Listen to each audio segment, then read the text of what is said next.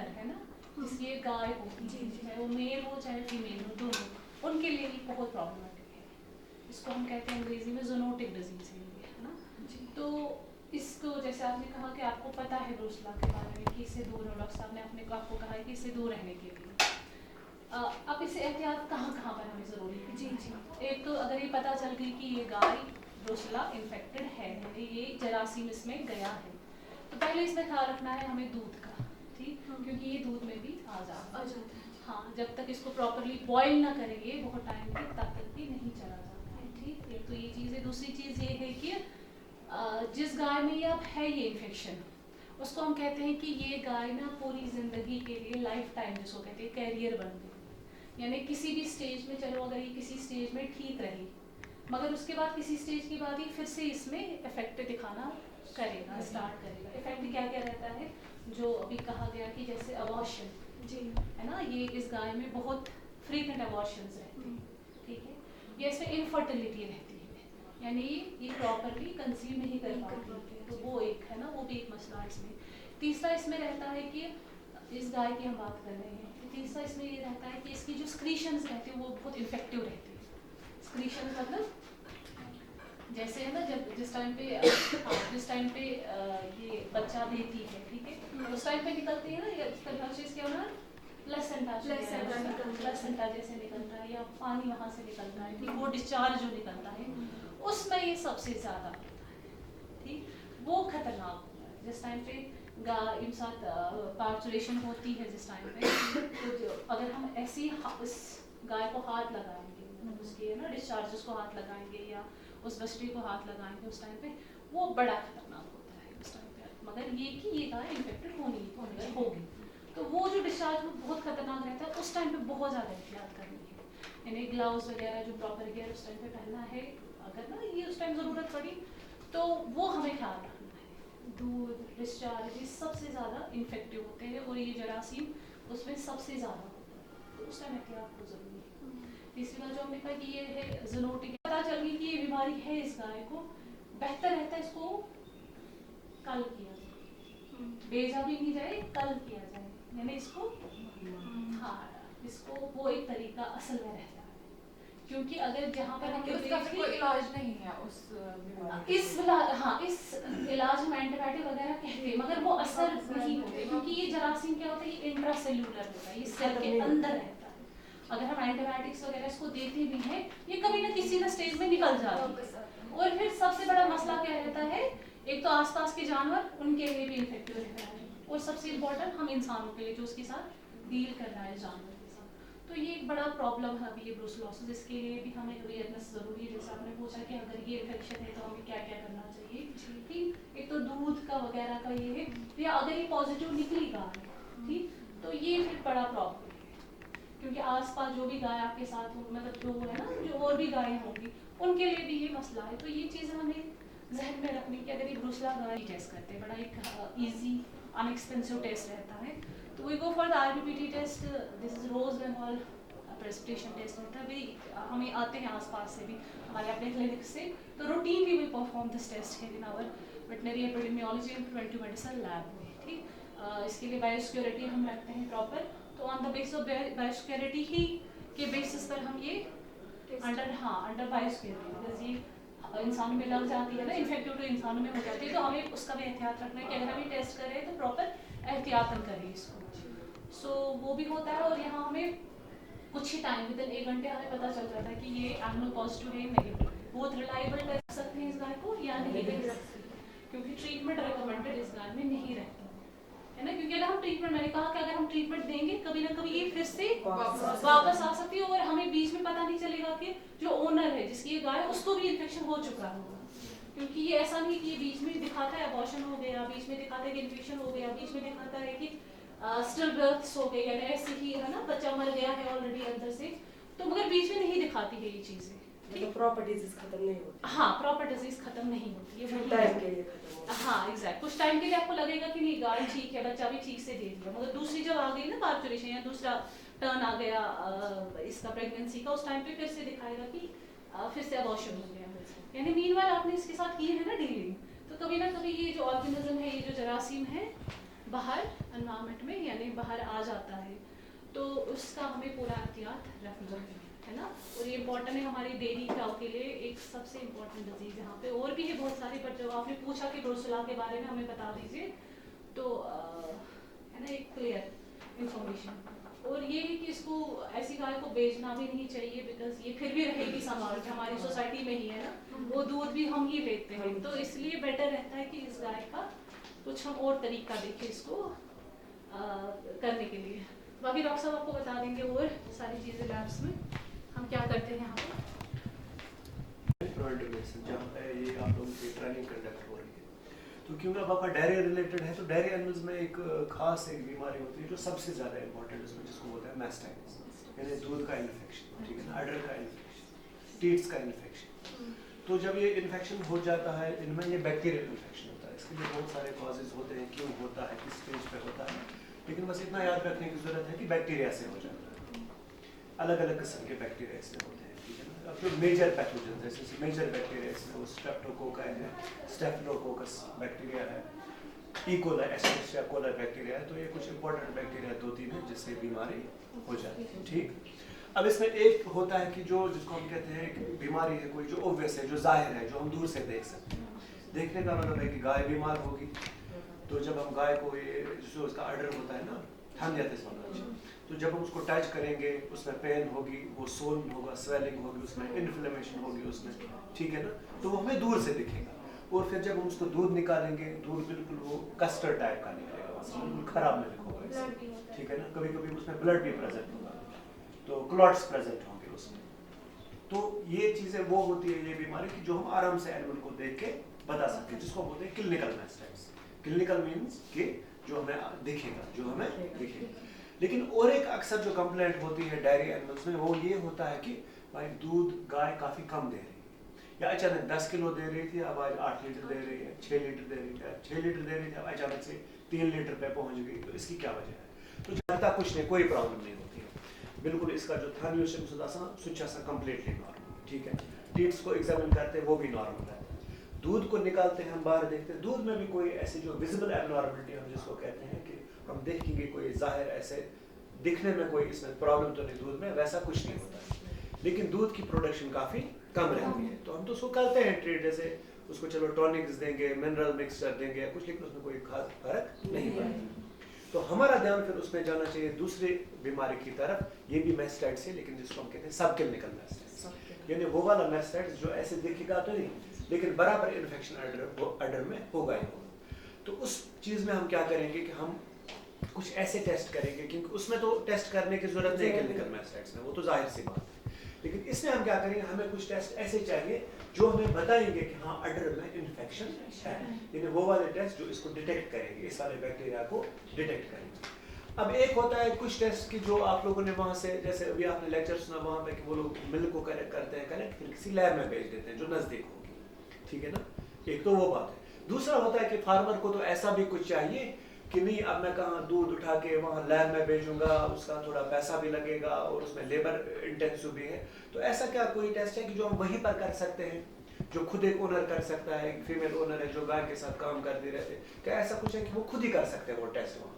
तो इनको हम बोलते हैं काउ साइड टेस्ट, मीन्स जो काउ के बगल में ही कर सकते हैं, काउ साइड, काउ के साथ साथ ही कर सकते हैं। तो उसमें भी 2-3 टेस्ट आ जाते हैं, जैसे इन्होंने अभी कहा था, जो आपका पहला लेक्चर था, कहा था इन्होंने कि हम CMT करते हैं, कैलिफोर्निया मैस्टाइटिस। वो टेस्ट क्या होता है कि उसमें हम गाय का लेते हैं जहाँ पे दूध ले लेते हैं, ठीक है ना, जहाँ गाय के 4 टीथ होते हैं, तो वैसे ही बनाया गया है ये अपैरेटस भी, इसको बोलते हैं CMT पैडना। तो इसमें भी 4 टीथ्स होते हैं, इसमें डिमार्केशन है, जैसे एरो बनाया है यहाँ से, एरो मीन्स की गाय का मुंह यहाँ की तरफ से, क्योंकि गाय ये सब क्लिनिकल मैस्टाइटिस है। क्लिनिकल मैस्टाइटिस जब होगा, ये जरूरी नहीं कि एक बार ये 4 बराबर 4 टीथ में होगा, नहीं ऐसा नहीं है जरूरी, कभी 1 में भी हो सकता है, कभी 2 में भी, कभी 3 में भी, कभी 4 में भी।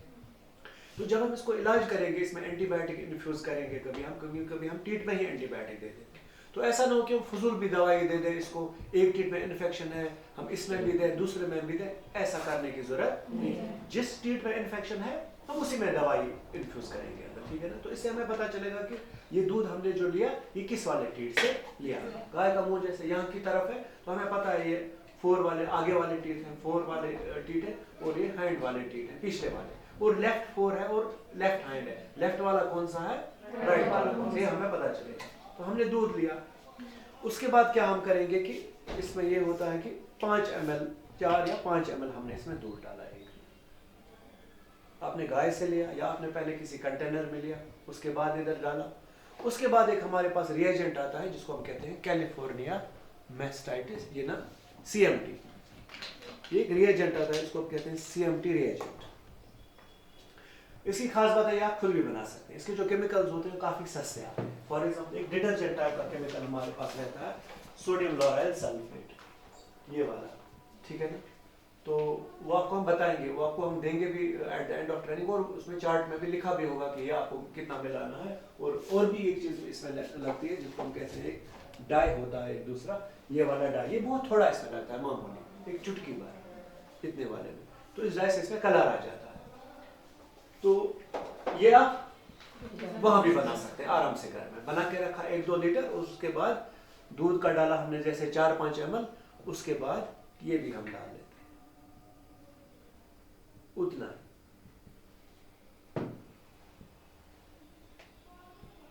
जो हमने ये दूध लाया था थोड़ा खराब ही था, दिखने में तो ठीक था, दिखने में नहीं है इसमें कोई प्रॉब्लम। अब आप देखिए कितना गाढ़ा हो गया। इट मीन्स कि इसमें काफी ये रिएक्शन दिखाता है बस कुछ सेकंड्स में, इसकी कंसिस्टेंसी जो है वो चेंज हो गई, ठीक है ना। लग रहा है ना विजिबल चेंजेस में, ग्रॉस चेंज आ गए, ठीक हो गया ज्यादा। तो ये जो दूध खराब दूध होता है इसमें कुछ सेल्स होती है। जब बैक्टीरियल इन्फेक्शन होता है ना, तो जो अंदर हमारे इसमें न्यूट्रोफिल्स होते हैं ब्लड में, वो इसमें काफी ज्यादा आ जाते हैं, जिनको हम सोमैटिक सेल्स कहते हैं। वो सेल्स इस डिटर्जेंट केमिकल के साथ रिएक्ट करती हैं और उनमें DNA वगैरह बाहर आ जाता है, तो ये थिक बन जाता है। तो इससे हमें पता, हाँ हाँ, ये खराब दूध ही था, इसलिए आपको दिखा नहीं, ऐसे तो दिखेगा नहीं आपको खराब, लेकिन देखो इसमें कितना चेंज आ गया। और आप ये केमिकल भी देखो, ये कितना पतला है पूरा, ये तो बिल्कुल क्लियर है ना। लेकिन जब दूध हमने मिलाया तो इसमें रिएक्शन आ गई, तो इट मीन्स कि इसमें सब क्लिनिकल मैस्टाइटिस है। फिर इसकी ग्रेडिंग रहती है कि चार्ट में कि अगर ज़्यादा मतलब इसमें ज़्यादा थिक हो गया है तो फिर +3 कहेंगे, कम हो गया तो +2 कहेंगे, लेकिन इतना है कि कम से कम डिटेक्ट तो हो गया। तो ऐसी गाय को हम करेंगे ज़रूरी ट्रीटमेंट, डॉक्टर साहब दवाई लिख के देंगे, कौन सी एंटीबायोटिक कौन सी दवाई इसको देनी है, और इसमें ये भी पता चलेगा किस स्टेट में इन्फेक्शन है, ताकि हम गैर जरूरी भी एंटीबायोटिक यूज नहीं करें। उसी में दे तो एक तो इन्फेक्शन भी चला जाएगा और दूध भी इसका अच्छा हो जाएगा। पीने के हिसाब से दूध की क्वांटिटी ही जरूरी नहीं है, क्वालिटी भी। मान लीजिए इसने 4 किलो ही दूध या 8 देती थी, अब हम यही दूध पी रहे हैं। बहुत सारे बैक्टीरिया होते हैं जो जूनोटिक होते हैं, कि वो उनकी बीमारी की टॉक्सिन्स प्रोड्यूस करते हैं।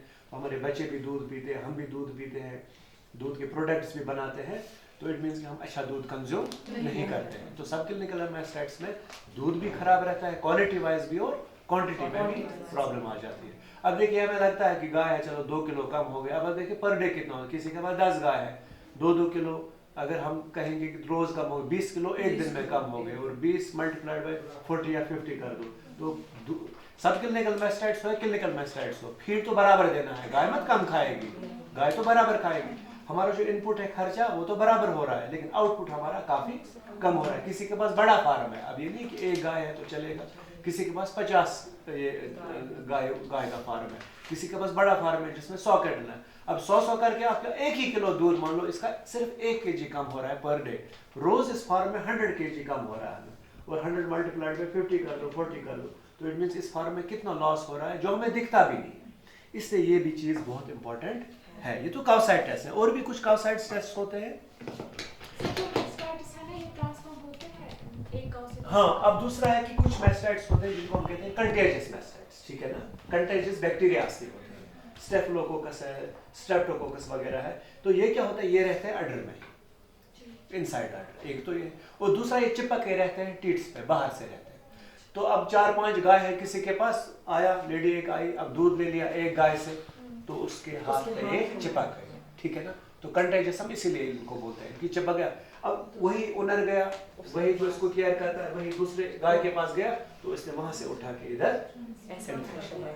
तो ये बहुत ही आराम से फैल जाते हैं। सबसे ज्यादा इसमें स्टेफिलोकोकस इंपॉर्टेंट, तो ये आराम से फैल जाता है, जिसको हम कहते हैं कंटेजियस मैस्टाइटिस, ठीक है ना। दूसरा होता है एनवायरमेंटल मैस्टाइटिस, जो बाहर से आ जाते हैं, ठीक है ना। वो बाहर से आ जाते हैं तो ट्रांसफर नहीं होते, लेकिन कंटेजियस मेस्टाइटिस में ट्रांसफर होते हैं। तो एक गाय से दूसरी गाय पे आराम से इन्फेक्शन चला जाता है। एक तो हम ये तो रूटीन टेस्ट करते हैं, और दूसरा है कि अब हमने एंटीबायोटिक किसी गाय को दिया, उसको फर्क नहीं हुई, तो ऐसा भी कुछ है कि हम देखेंगे इसको कौन सा एंटीबायोटिक लगेगा।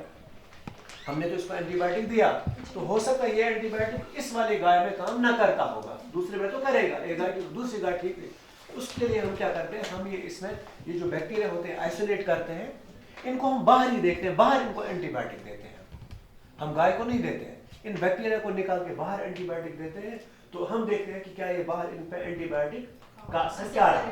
तो अब इनको एक एंटीबायोटिक तो नहीं देंगे, इनको हम 4, 5, 6 एंटीबायोटिक देते हैं। फिर हम देखते हैं कि इन 6 एंटीबायोटिक ने इन पे कितना काम किया, तो जिसने सबसे ज्यादा अच्छा काम किया हम उसको वही देंगे, ताकि इससे यह होगा कि एंटीमाइक्रोबियल रेजिस्टेंस जो होती है वो बढ़ेगी नहीं। हम फजूल में इसको एक एंटीबायोटिक ऐसा देंगे जिसका असर इस पर कम होगा, और बाद में वो दूध में भी आ जाएगा, दूध भी हम लोग कंज्यूम करेंगे, क्योंकि लास्ट में एंटीबायोटिक हमें ही आ जाएगा ना। फॉलो होते जो ऑर्गेनाइज्ड फार्म्स है वहाँ पे, क्योंकि वो लोग ऑनेस्ट भी होते हैं, उनके स्ट्रिक्ट कंट्रोल मेजर्स भी होते हैं, तो they go for complete milk withdrawal. जिनका लिखा होगा इसमें 4 दिन रुकना है, वो 4 दिन बराबर दूध डिस्कार्ड करेंगे, वो फेंकेंगे उस दूध। लेकिन हमारे इस सिनेरियो में वो पॉसिबल नहीं है। तो इसमें हम क्या करते हैं, इसमें हमें कल्चर बनाते हैं। पहले कल्चर हमने बनाया, उसको ऑटोक्लेव कर लिया, तो ये हमारे पास बहुत सारे मीडिया यहाँ पे रखे गए हैं। तो इसमें हमारे पास एक स्पेसिफिक मीडिया हम यूज करते हैं, इसमें मुलर हिंटन आधार जैसे यहाँ पे है, ये इसका हमने बना दिया है, ठीक है ना। उसके बाद हम इसको लेमिनार फ्लो में करते हैं, ताकि इसमें बाहर से ना बैक्टीरिया आ जाए, हमारा रीडिंग फिर खराब हो जाएगी। तो व्हाट वी डू, हमने मीडिया बनाया, उसके बाद व्हाट वी डू, इसमें बहुत सारे एंटीबायोटिक्स हैं, देयर आर मेनी एंटीबायोटिक्स, जैसे दिस इज सेफोडाक्सिन, दूसरा एंटीबायोटिक है सेफोटैक्सिन, अनदर एंटीबायोटिक इज एंड्रोसिन, जो हम बहुत देते हैं वेटरनरी प्रैक्टिस में, गायों को बहुत यूज होता है एंड्रोसिन, और एंड्रोफ्लॉक्सासिन है, और एक एंटीबायोटिक है सेफोपैराजोन, फॉर एग्जांपल ये है टेट्रासाइक्लिन। तो अब हम देखेंगे कि इसमें कौन सा एंटीबायोटिक है जो हमने दूध का सैंपल लिया, कौन सा एंटीबायोटिक है जो इसके अगेंस्ट ज्यादा काम करेगा। तो हम क्या करते हैं, पहले दूध का हमने थोड़ा सा इधर लिया एक स्वैब से, तो इसमें दूध की हम स्ट्रिकिंग कर देते हैं ऐसे पहले। तो इसमें आपको डेमोन्स्ट्रेशन पर्पस के लिए दिखाऊंगा ये।